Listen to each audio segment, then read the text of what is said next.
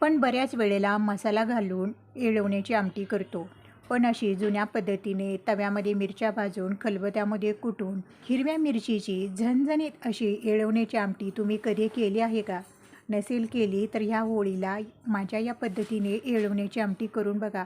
तुम्ही एकदा आमटी केली ना परत याच पद्धतीने आमटी कराल, एवढी आपली हिरव्या मिरचीची येळवण्याची आमटी भारी होते. चला करूया. हरभरा डाळ शिजवून घेतलेलं हे डाळीचं पाणी ह्यालाच येळवणी असं म्हणतात. आता अर्धं पातेलं हे डाळीचं पाणी आहे आणि 2 चमचे शिजलेली डाळ, अर्धी वाटी सुकं खोबरं, कोथिंबीर, सटाधार लसूण पाकळ्या, थोडासा कढीपत्ता आणि 5-6 हिरव्या मिरच्या.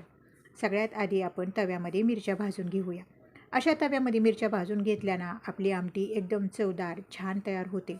असे काळे डाग पडेपर्यंत मिरच्या चांगल्या भाजून घ्यायच्या. मिरच्या बघा चांगल्या भाजून झाल्या. आता खलबत्त्यामध्ये खोबरं आपण घालून थोडं कुटून घेऊया.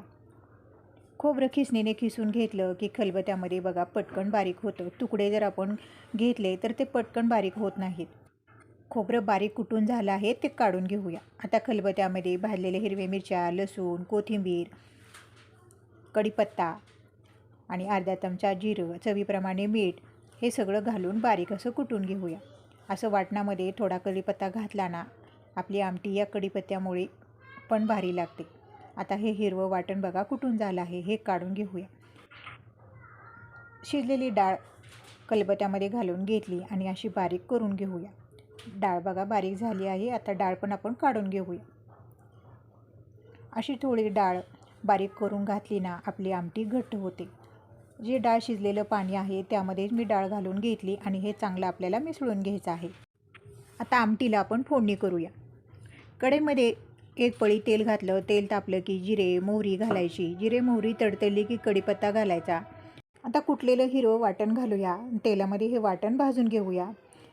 वाटण असं थोडं भाजलं की खोबरं घालूया. खोबरं पण तेलामध्ये भाजून घेऊ.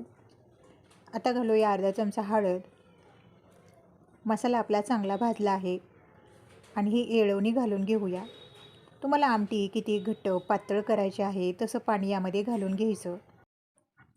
1 मोठा ग्लास गरम पाणी यामध्ये घातलं आणि मध्यम गॅसवर आपण आमटीला चांगली उकळी काढून घेऊया. आमटीला बघा उकळी आलेली आहे. शिजल्यानंतर आपली आमटी बघा अशी दिसत आहे. मसाल्याची आमटी आपण बऱ्याचदा करतो, पण अशी जुन्या पद्धतीने तव्यामध्ये मिरच्या भाजून खलबत्त्यामध्ये कुटून जुन्या पद्धतीने अशी येळवण्याची आमटी तुम्ही एकदा तरी करून बघा. तुम्हाला ही जुन्या पद्धतीने केलेली येळवण्याची आमटी कशी वाटली? व्हिडिओ पाहिल्याबद्दल तुमचे मनापासून आभार. भेटूया पुढील व्हिडिओमध्ये.